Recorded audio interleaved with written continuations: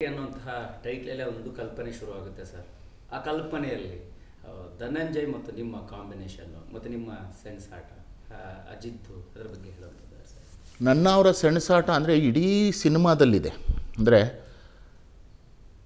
Cinema ಶುರುವಾಗಿ ಒಂದು 15ನೇ ನಿಮಿಷದಿಂದ ಹಿಡಿದು ಸಿನಿಮಾ ಮುಗಿಯೋವರೆಗೂ ನನ್ನ ಅವರ ಸೆಣಸಾಟ ನಿರಂತರವಾಗಿದೆ. ಆಮೇಲೆ ಪ್ರತಿ ಹಂತದಲ್ಲೂ ಆ ಸೆಣಸಾಟ ಬೇರೆ ಬೇರೆ ಹಂತಕ್ಕೆ ಹೋಗುತ್ತೆ.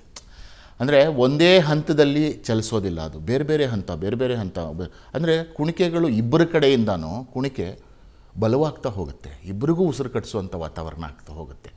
ಆ ನಿಟ್ಟಿನಲ್ಲಿ ಧನಂಜಯ ಅವ್ರದ್ದು ನಿಜವಾಗ್ಲೂ ಹೇಳಬೇಕು ಅಂದರೆ ಸಹಪಾತ್ರಧಾರಿಯಾಗಿ ಅವರು ತುಂಬ ಅಂದರೆ ಅಷ್ಟು ಕೋಆಪ್ರೇಟಿವು, ಅಷ್ಟು ಸಹಕರಿಸ್ತಾರೆ. ಅಂದರೆ ಸಾಮಾನ್ಯವಾಗಿ ಎದುರಿಗಿರೋ ನಟರು ಎಷ್ಟರ ಮಟ್ಟಿಗೆ ನಮಗೆ ಸಹಕರಿಸ್ತಾರೆ ಮತ್ತು ಎಷ್ಟರ ಮಟ್ಟಿಗೆ ಚೆನ್ನಾಗಿ ಇದು ಮಾಡುತ್ತಾರೆ ಅನ್ನೋದ್ರ ಮೇಲೆ ದೃಶ್ಯ ಕಟ್ಟೋಕ್ಕಾಗತ್ತೆ. ಅಂದರೆ ದೃಶ್ಯಗಳನ್ನು ಮಾಡೋದು ಬೇರೆ, ದೃಶ್ಯಗಳನ್ನು ಕಟ್ಟೋದು ಬೇರೆ. ಕಟ್ಟಬೇಕು ಅಂದರೆ ಏನಾಗುತ್ತೆ ಅಂದರೆ ಇಡೀ ವಾತಾವರಣ ಅದಕ್ಕೆ ಪೂರಕವಾಗಿರಬೇಕು. ಆ ನಿಟ್ಟಿನಲ್ಲಿ ಧನಂಜಯ ಅವರಿರಬಹುದು, Parameshwar. Makarand Nadkarni cycle retail shop ಮೂಲಕ ತಿಂಗಳಿಗೆ 6 ಲಕ್ಷ ಗಳಿಸ್ತಿದ್ದಾರೆ. ನೀವು ಕೂಡ ಅವರಿಂದ ಕಲಿಬೇಕಾ? ಅವ್ರ ಜೊತೆ ವಿಡಿಯೋ ಕಾಲ್ನಲ್ಲಿ ಮಾತಾಡಬೇಕಾ? ಈಗಲೇ ಫ್ರೀಡಮ್ ಆ್ಯಪ್ ಡೌನ್ಲೋಡ್ ಮಾಡಿ. ಅವರಿರ್ಬಹುದು, ಚಿತ್ರಶ್ರೀ ಅವರಿರ್ಬೋದು, ಎಲ್ಲರೂ ಅದ್ರ ಕಡೆಗೆ ಕೆಲಸ ಮಾಡ್ತಾಯಿದ್ವಿ. ಅಂದರೆ ನಾವು ಕೂಡ ಅದ್ರ ಕಡೆಗೆ ಕೆಲಸ ಮಾಡ್ತಾಯಿದ್ವಿ. ಬಟ್ ಸೆಣಸಾಟ ರಣರೋಚಕವಾಗಿದೆ, ಅಷ್ಟಂತೂ ಹೇಳ್ತೀನಿ ನಾನು. ನೋಡೋರಿಗೆ ಸಾವುಕಾರಂದು ಮತ್ತು ಕೋಟಿದು ಏನು ಒಂದು ಹಗ್ಗಜಗ್ಗಾಟ ಅವರಿಬ್ಬರ ಮಧ್ಯೆ ಮತ್ತು ಅವರಿಬ್ಬರ ಮಧ್ಯೆ ಒಂದು ಏನು ತಿಕ್ಕಾಟ ಇದೆ ಮತ್ತು ಅವ್ರ ಮಧ್ಯೆ ಏನು ಒಂದು ಸೆಣಸಾಟ ಇದೆ, ಅದನ್ನು ನೋಡಿದ್ರನ್ನ ಖಂಡಿತವಾಗ್ಲೂ ಎಡ್ಜ್ ಆಫ್ ದಿ ಸೀಟಲ್ಲಿ ಇಡತ್ತೆ ಅನ್ನೋದ್ರ ಬಗ್ಗೆ ನಾನು ಖಂಡಿತ ಭರವಸೆ ಕೊಡಬಲ್ಲೆ ಮಾಡಿರೋ ದೃಶ್ಯಗಳಿಂದ. ಸರ್, ಸಹಜವಾಗಿ ಅಂದರೆ ನಿಮ್ಮ ಪಾತ್ರಕ್ಕೆ ಈಗ ನೋಡಿರ್ತಕ್ಕಂಥದಕ್ಕೆ ಒಂದು ಕುತೂಹಲ ಇರುತ್ತೆ. ಜೊತೆಗೆ ಈಗ ಸಾವುಕಾರನ ದರ್ಪ ಮತ್ತು ದರ್ಬಾರ್ನ ಬೇರೆ ರೀತಿಯಲ್ಲಿ ತೋರಿಸುವಂಥ ಪ್ರಯತ್ನ ಆಗಿದೆ ಅಂತ ಹೇಳ್ತಾ ಇದ್ದೀವಿ ಸರ್. ಇದು ಯಾವ ಕಾರಣಕ್ಕಾಗಿ ಇರ್ಬೋದು ಅಂದರೆ ಸಾಮಾನ್ಯವಾಗಿ ಏನಂದರೆ, ಈಗ ಅಹಂಕಾರ ಅಥವಾ ದರ್ಪ ಅಥವಾ ಯಾವುದೇ ಇರಬಹುದು, ನಾವೊಂದು ಆ್ಯಕ್ಟಿವಿಟಿಯ ಮೂಲಕ ಮಾಡಿಬಿಡ್ತೀವಿ. ಅಂದರೆ ಒಂದು ಕೊಲ್ಲೋದು ಅಥವಾ ಹೊಡೆಯೋದು, ಬಡಿಯೋದು, ಇಲ್ಲಿ ಅದೆಲ್ಲವನ್ನು ಮೀರಿದ ಚಾಣಾಕ್ಷತನ ಇದೆ. ಅಂದರೆ ಈ ಇಡೀ ಪಾತ್ರಕ್ಕೆ ಅದೆಲ್ಲವನ್ನು ಮೀರಿದ ಚಾಣಾಕ್ಷತನ ಇದೆ. ಅಂದರೆ ಅವನಿಗೆ levels of manipulation, levels of treatment ಇದೆಯಲ್ಲ, ಸಾವುಕಾರೊಂದು ಬೇರೆ ಬೇರೆ ಬೇರೆ ಬೇರೆ ಬೇರೆ ನಮೂನಿ ಇದೆ. ಅವನ ಹತ್ರ ಅವನ ಬತ್ತಳಿಕೆಯಲ್ಲಿ ಒಂದೇ ಬಾಣ ಇಲ್ಲ, ಬೇಕಾದಷ್ಟಿದೆ. ಅವನು ಎಲ್ಲವನ್ನೂ ಪ್ರಯೋಗಿಸಬಲ್ಲದಲ್ಲಿ ಛಾತಿನೂ ಹೊಂದಿದ್ದಾನೆ. ಆಮೇಲೆ ಎಲ್ಲವನ್ನು ಪ್ರಯೋಗಿಸ್ತಾನೆ, ಯಾಕೆಂದರೆ ಅವನ ಕೆಲಸ ಆಗಬೇಕಾಗಿದೆ. ಆಮೇಲೆ ಇದು ಒಂದು ದೈನಂದಿನವಾಗಿ ಬರುವಂಥ ಒಂದು ವಿಲನ್ ಪಾತ್ರ ಅಲ್ಲ.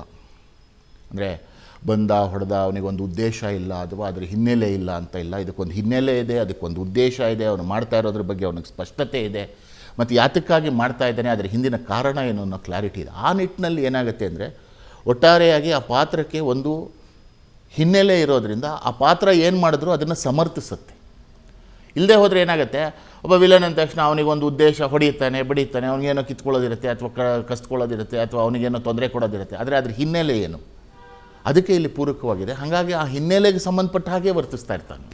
ಸರ್, ಈಗ ಹೇಳ್ತಾ ಇದ್ರೆ ಅದೇ ಪ್ರತಿ ಪಾತ್ರಕ್ಕೊಂದು ಹಿನ್ನೆಲೆ ಇದೆ, ಉದ್ದೇಶ ಇದೆ ಅಂತ. ಅಂತಹ ಪಾತ್ರಗಳನ್ನು ಮತ್ತು ಪರಿಸ್ಥಿತಿಗೆ ಒಗ್ಗಿಸುವಂಥ ನಿಟ್ಟಿನಲ್ಲಿ ಪರಮೇಶ್ವರ್ ಗುಂಡ್ಕಲ್ ಅಂದರೆ ಫಸ್ಟ್ ಡೈರೆಕ್ಷನ್ ಅವರು ಇದು ಸಿನಿಮಾವಾಗಿ ಮೊದಲ ಡೈರೆಕ್ಷನ್ನು. ಆದರೆ ಅವರು ಸಾಕಷ್ಟು ಧಾರಾವಾಹಿಗಳನ್ನು ಅವರು ಕಲರ್ಸ್ ಕನ್ನಡದಲ್ಲಿದ್ದಾಗ ಕಲರ್ಸ್ ಕನ್ನಡ ನಿರ್ಮಾಣ ಮಾಡಿದಂಥ ಎಷ್ಟೋ ಧಾರಾವಾಹಿಗಳ ಮೊದಲು ಎಷ್ಟೋ ಸಂಚಿಕೆಗಳನ್ನು ಅವರೇ ನಿರ್ದೇಶನ ಮಾಡಿದ್ದಾರೆ. ಆದರೆ ಅವರೆಲ್ಲೂ ಅದನ್ನು ಹೇಳ್ಕೊಂಡಿಲ್ಲ. ಸುಮಾರಷ್ಟು ಧಾರಾವಾಹಿಗಳನ್ನ ಅವ್ರು ನಿರ್ದೇಶನ ಮಾಡಿದ್ದಾರೆ. ಆಮೇಲೆ ಪೂರ್ತಿ ಬಿಗ್ ಬಾಸು ಅಷ್ಟು ಒಂದು 7-8 ಸೀಸನ್ನು ನನಗೆ ಕ್ಲಿಯರಾಗಿ ಗೊತ್ತಿಲ್ಲ, ಬಟ್ ಒಂದು 6-7 ಸೀಸನ್ ಅಂತೂ ಅವರೇ ಡೈರೆಕ್ಟ್ ಮಾಡಿದ್ದಾರೆ. ಅವರೊಂದು preparation in all the aspects. ಅಂದರೆ ಮೂಲತಃ ಅವರು ಬರಹಗಾರ.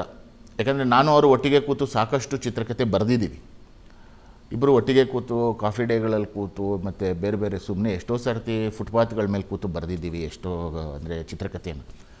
ಹಾಗಾಗಿ ಅವರು ಮೂಲತಃ ಒಳ್ಳೆಯ ಬರಹಗಾರ, ಒಳ್ಳೆಯ ಸಂಭಾಷಣೆಕಾರ, ಅವರ ಓದಿನ ತಿಳುವಳಿಕೆ ಬಹಳ ಇದೆ ಮತ್ತು ಅವರು ಪತ್ರಕರ್ತರಾಗಿದ್ದವರು. ಇಲ್ಲಿಗೆ ನಿರ್ದೇಶನ ಬರೋಕ್ಕೆ ಮುಂಚೆ ನಿರ್ದೇಶನಕ್ಕೆ ಸಂಬಂಧಪಟ್ಟ ಹಾಗೆ ಟೆಕ್ನಿಕಲ್ ಆಸ್ಪೆಕ್ಟ್ಸ್ ಇರಬಹುದು, ಮತ್ತು ಬರವಣಿಗೆ ಸಂಬಂಧಪಟ್ಟ ಹಾಗೆ ಬರವಣಿಗೆಗೆ ಆಸ್ಪೆಕ್ಟ್ಸ್ ಇರಬಹುದು, ಮತ್ತು ಒಂದು ಪಾತ್ರಧಾರಿಯ ಪಾತ್ರ ಪೋಷಣೆ ಇರಬಹುದು, ಅವನ ಹಿನ್ನೆಲೆ ಮತ್ತು ಅವನ ಬ್ಯಾಕ್ಗ್ರೌಂಡ್ಸ್ ಇನ್ ದಿ ಸೆನ್ಸ್ ನಾನು ಹೇಳ್ತಿರೋದು ಪಾತ್ರಧಾರಿಯ ಬ್ಯಾಕ್ಗ್ರೌಂಡ್ನ ಜೊತೆಗೆ ಪಾತ್ರಧಾರಿಯ ಮನೆ ಮತ್ತು ಅವನ ಬಣ್ಣ, ಅದಕ್ಕೊಂದು ಇನ್ ಆಲ್ ಆಸ್ಪೆಕ್ಟ್ಸ್ ಎಲ್ಲದಕ್ಕೂ ಒಂದು ಪೂರ್ವ ತಯಾರಿ ಮಾಡಿಕೊಂಡೇ ಬಂದಿದ್ದಾರೆ ಅವ್ರು ಯಾವುದೇ ರೀತಿಯಾದ ಪೂರ್ವ ತಯಾರಿ ಮಾಡಿಕೊಳ್ಳದೆ ಅಂತೂ ಬಂದಿಲ್ಲ. ಯಾಕೆಂದರೆ ಅವ್ರು ಕ್ಲಿಯರ್ ಇದ್ದಾರೆ, ನಾನು ಅಲ್ಲಿಗೆ ಹೋಗಿ ಎಲ್ಲರ ಮುಂದೆ ತತ್ತೋ ಅಂದರೆ ನನ್ನ ಬಗ್ಗೆ ವಿಶ್ವಾಸ ಬರೋದಿಲ್ಲ. ವಿಶ್ವಾಸ ಬರದೇ ಹೋದರೆ ಪ್ರಾಡಕ್ಟ್ ಚೆನ್ನಾಗಿ ಬರೋದಿಲ್ಲ ಅನ್ನೋದ್ರ ಬಗ್ಗೆ ಅವ್ರಿಗೆ ಕ್ಲಾರಿಟಿ ಇದೆ. ಹಾಗಾಗಿ ಇನ್ ಆಲ್ ಆಸ್ಪೆಕ್ಟ್ಸ್ ಅವರೊಂದು ಪೂರ್ವ ತಯಾರಿ ಮಾಡಿಕೊಂಡು ಶೂಟಿಂಗಿಗೆ ಬರೋಕ್ಕೆ ಮುಂಚೆ ನಮಗೆ ದೃಶ್ಯನ ವಿವರಿಸಿ ನಮಗೆ ಬಂದು ಕೂತು ಇದಿದೆ ಆಗುತ್ತೆ, ಹಿಂಗೆ ಆಗುತ್ತೆ, ನಾನು ಇದನ್ನೇ ತೆಗಿತೀನಿ ಅಂತ ನಮ್ಗೆ ಹೇಳಿ ಕ್ಲಿಯರ್ ಕಟ್ ವಿಷನ್ನಲ್ಲಿ ಕೆಲಸ ಮಾಡಿದ್ದಾರೆ ಅವರು. ಸಹಜವಾಗಿ ಕೋಟಿ ಒಂದು ನಿರೀಕ್ಷೆ ಅಂತ ಹುಟ್ಟಿಸಿದೆ ಸಹಜವಾಗಿ ಬೇರೆ ಬೇರೆ ಕಾರಣಕ್ಕೆ. ಸೊ ನಿಮಗೆ ನೀವು ಹೇಳುವಂಥದ್ದಾದರೆ ಇನ್ನೇನು ಅಭಿಮಾನಿಗಳು ಬರ್ತದೆ ಸಿನಿಮಾ, ಈಗಿನ ಸದ್ಯದ ಚಿತ್ರೋದ್ಯಮದ ಪರಿಸ್ಥಿತಿ ನಡುವೆ ಕೋಟಿ ಹೆಂಗೆ ಸೆಳೆಯಬಹುದು? ಕೋಟಿ ಆ್ಯಕ್ಚುಲಾಗಿ ಏನಂದರೆ ಸೆಳೆಯೋದಕ್ಕೆ ಕಾರಣಗಳು ಅನೇಕ. ಒಂದು ಏನಂದರೆ ಅದರಲ್ಲಿರುವಂತಹ ಒಂದು ಕತೆ ಮತ್ತು ಪಾತ್ರಗಳು ಮತ್ತು ಪ್ರಾಮಾಣಿಕವಾದ ಪ್ರಯತ್ನ. ಇಲ್ಲಿ ಮುಖ್ಯವಾಗಿ ಸಿನಿಮಾಗಳಿಗೆ ಜನ ಬರ್ತಿಲ್ಲ ಅನ್ನೋದು 2-3 ವಿಷಯ ಇದೆ. ಒಂದು ಕಂಟೆಂಟ್ ಫಿಟಿಗೆ ಬಂದಿರ್ಬೋದು, ಅಂದರೆ ನಿಮಗೆ ಬೇಕಾದಷ್ಟು ಹೇರಳವಾದ ಕಂಟೆಂಟ್ ಎಲ್ಲ ಕಡೆಯೂ ಇದೆ. ನಿಮಗೆ ಅಮೆಝಾನಲ್ಲಿದೆ, ನೆಟ್ಫ್ಲಿಕ್ಸಲ್ಲಿದೆ, ಸೋನಿ ಲಿವಲ್ಲಿದೆ, ಎಷ್ಟೋ ಸಾವಿರಾರು ಇದೆ, ಎಲ್ಲ ಕಡೆ ಕಂಟೆಂಟ್ ಇದೆ. ಅದನ್ನು ಬಿಟ್ಟು ಇಲ್ಲಿಗೆ ಬರೋದಕ್ಕೆ ಏನಂದರೆ ಅವ್ರು ನೋಡ್ತಾ ಇರೋದು ಒಂದು ಫ್ರೆಶ್ನೆಸ್ಸು. ಅವರೇನು ಹೊಸದಾಗಿ ನೀನು ಅಂತರಿಕ್ಷದಲ್ಲಿ ಶೂಟಿಂಗ್ ಮಾಡು ಅಂತ ಕೇಳ್ತಾ ಇಲ್ಲ.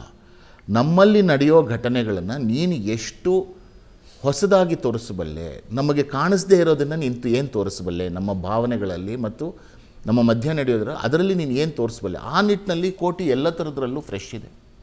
ಮತ್ತು ಕತೆಗೆ ಮುಖ್ಯವಾಗಿ ಬೇಕಾಗಿರೋದು ಒಂದು ಹರಿವು.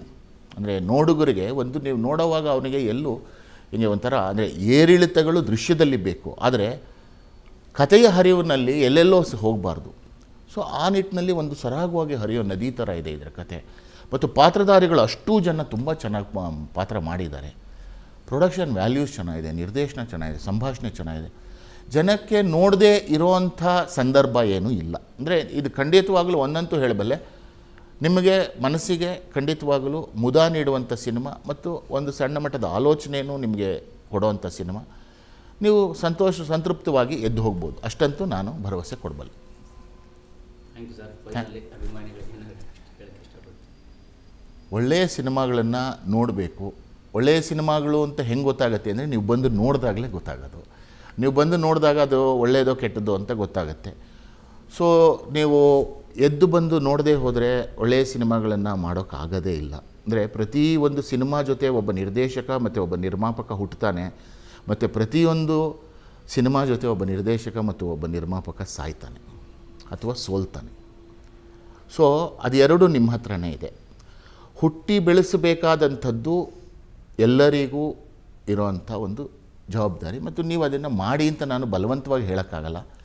ನಿಮಗೆ ಇಷ್ಟವಾದದ್ದನ್ನೇ ನೀವು ನೋಡಬೇಕು, ನಾನು ಅದನ್ನು ಹೇಳೋಕ್ಕಾಗಲ್ಲ. ಆದರೆ ಕನ್ನಡಿಗರು ಕನ್ನಡದ ಸಿನಿಮಾಗಳನ್ನು ಮಾಡಿದಾಗ ಮತ್ತು ಅದಕ್ಕೆ ತಕ್ಕ ಹಾಗೆ ಚೆನ್ನಾಗಿದೆ ಅಂತ ನಿಮಗೂ ಅನ್ನಿಸ್ದಾಗ ಬಂದು ನೋಡಿದ್ರೆ ಖಂಡಿತವಾಗಲೂ ಒಂದಂತೂ ಹೇಳಬಲ್ಲೆ, ಬೇರೆ ಭಾಷೆಗಳಲ್ಲಿ ಬರುವಂಥ ಸಿನಿಮಾಗೆ ಅಷ್ಟು ಅದಕ್ಕಿಂತ ಕೆಟ್ಟದಾಗಂತೂ ನಮ್ಮವ್ರೇನೂ ಮಾಡ್ತಾಯಿಲ್ಲ. ಆದರೆ ಅದನ್ನು ಅಪ್ಕೊಳ್ಳೋಷ್ಟು ನಮ್ಮದನ್ನು ನಾವು ಅಪ್ಕೊಳ್ತಾ ಇಲ್ಲ ಅನ್ನೋದಷ್ಟೇ ಇಲ್ಲಿರುವಂಥ ಒಂದು ಸಣ್ಣ ಪ್ರಾಬ್ಲಮ್.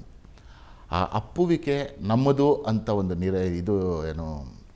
ನಿರ್ಲಕ್ಷ್ಯ ಇಲ್ಲದೆ ಆ ಸಣ್ಣ ಅಪ್ಪುವಿಕೆಯಲ್ಲಿ ಒಂದು ಆತ್ಮೀಯತೆ ಇದ್ದರೆ ಎಲ್ಲರೂ ಗೆಲ್ತಾರೆ. ನಮ್ಮದೇ ಉದ್ಯಮ, ನಾವು ಗೆಲ್ತೀವಿ, ನೀವು ಗೆಲ್ತೀರಿ, ಕನ್ನಡ ಚಿತ್ರರಂಗ ಗೆಲ್ಲುತ್ತೆ. Thank you sir. Thank you sir.